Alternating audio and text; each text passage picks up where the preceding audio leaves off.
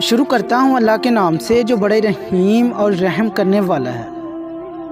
حضرت محمد صلی اللہ علیہ وآلہ وسلم کا ارشاد مبارک ہے، اللہ تعالیٰ فرماتا ہے کہ میں اپنے بندے کے گمان کے ساتھ ہوں۔ منافق کو سردار مت کہو، ایسا کہو گے تو اپنے رب کو ناراض کر لو گے۔ وہ لوگ بہت خوش قسمت ہیں جن میں 3 عادتیں ہیں۔ نمبر 1، جس کی زبان اس کے قابو میں ہو۔ نمبر 2، جس آدمی کا گھر سب کے لیے کھلا ہو، یعنی دوست، عزیز و اقارب کے لیے۔ نمبر 3، خوش قسمت ہے وہ آدمی جو اپنے گناہوں پر روتا ہے، یعنی اللہ پاک سے معافی طلب کرتا ہے۔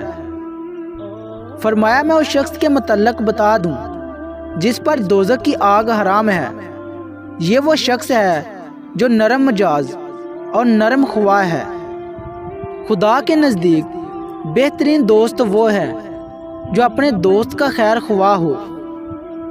جو شخص عیب جوئی کرتا ہے اور لوگوں پر آوازیں کستا ہے، اس کے لیے بڑی تباہی ہے۔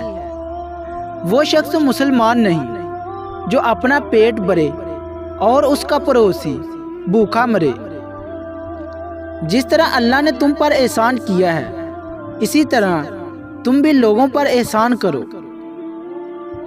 تم قیامت کے دن بدترین آدمی اس شخص کو پاؤ گے جو دنیا میں 2 چہرے رکھتا تھا، کچھ لوگوں کو ایک چہرے کے ساتھ ملتا تھا اور کچھ لوگوں سے دوسرے چہرے کے ساتھ۔